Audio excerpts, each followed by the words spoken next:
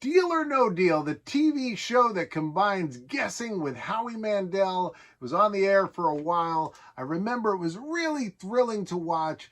I saw this game at KB with a handwritten price tag, which we will talk about. And I said, I got to buy this because one day there'll be YouTube and I will want to talk about this. This is Pointless Nostalgia. I do a different video every day. Right now I'm reviewing a game. I like to review games. I got a big board game collection, including Deal or No Deal, the card game, which comes in a metal suitcase. The price tag on KB, they would do these handwritten price tags. Here's the thing about these. That wasn't handwritten. That was printed. Those were printed, and they would print them to look like handwriting. They'd have them, some of them would be crossed out, and then they'd have another price. And the idea was you'd be like, oh, this must be authentic. It must be a big deal. Somebody crossed it out, or somebody wrote the price by hand, but they were all done with a machine. Deal or No Deal card game. Now you can play the popular NBC game right in your own home. The interactive card game follows the same rules as the phenomenal television show. Players select a briefcase card and then they must decide whether to stick with it or take the bank offers. All packaged in a replica of the famous silver briefcase. Yes, the Halliburton briefcase. All the wrestlers wanted a Halliburton suitcase. It showed that you were a star. You had one of these. This is always like, if you have the Money in the Bank briefcase is kind of like this. So this, it comes in a little briefcase.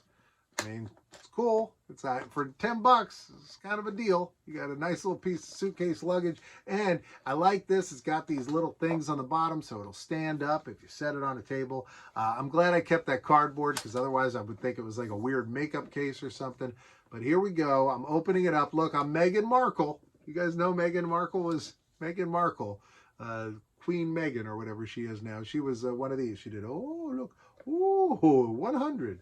So here it is. It's got the foam in there. It's got all the cards.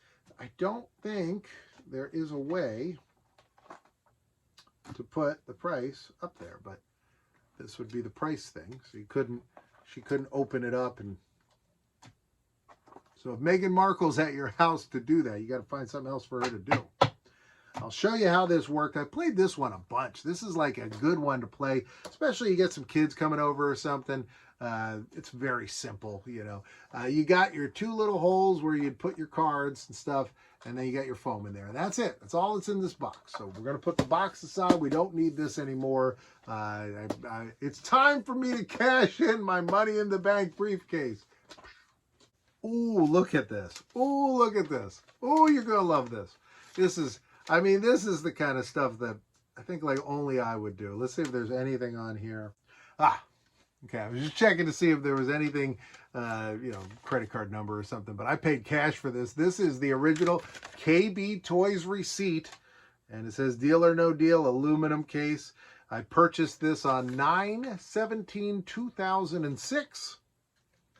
It was transaction number 6186 on register 3. The cashier, it says the number. It doesn't say like a name. It says cashier 9654. Is that you? Were you 9654 at KB? Because that was you. I bought it from you. It says, come join the fun. KB is looking for outgoing people to join our team. 30% employee discount. Apply today. Look at this. Got the return policy on there. That's pretty great. KB Toys. I'm glad I saved that.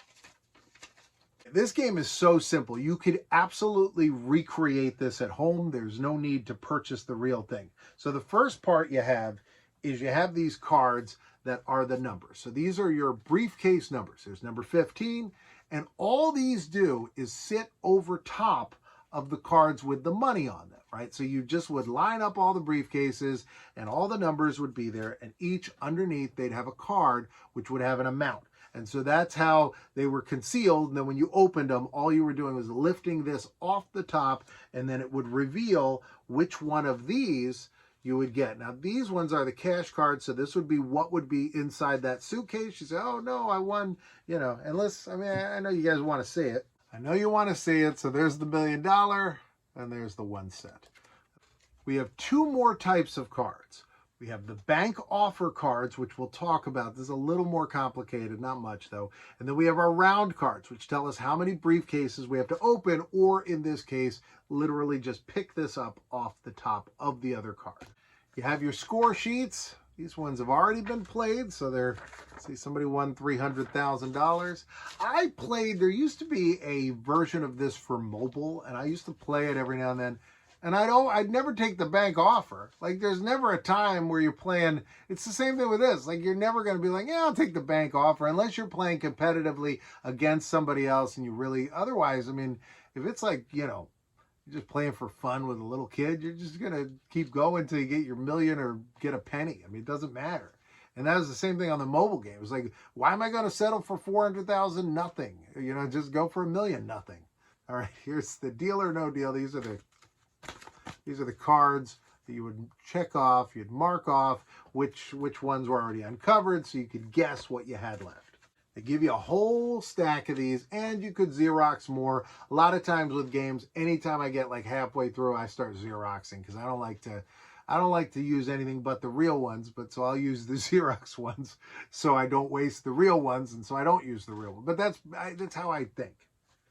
Object, be the player who wins the most money at the end of 4 games. Each player will be the contestant for 2 games. So if you're playing with a competitive person, you might really get into it and settle for the $500,000. So the bank offer cards are shuffled and placed in a draw pile. The host says deal or no deal and places the bank card on round 1 in the playing area, and that tells you how many briefcases have to open. So you open the briefcases, and then the bank card is flipped over to the matching round card. Now here's the thing about it is these don't specify which number. They don't know. These are cards. So they have no idea what you have left on the board. So you might get an offer of $275,000 when you've got nothing on the board over that. You might get an offer of $1,000 when, you know, you're down to 1 briefcase and it's either $1 million or whatever, and he's like, 1,000, because the banker is as stupid as a deck of cards in this game. This is the one big problem with this. The banker, he doesn't know anything. He has no idea what you're doing. So that's it. That's all there is to it. Very simple game, as simple as the TV show.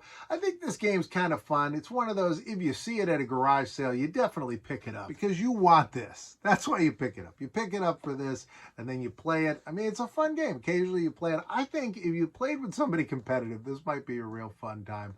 I hope this was a fun time for you. Right now, a box is going to pop up here and one over here, and you can choose either one because I'm in both of them, and I will see you tomorrow. Tomorrow, 2 o'clock, brand new video. Pointless Nostalgia. Deal. I'll take the deal.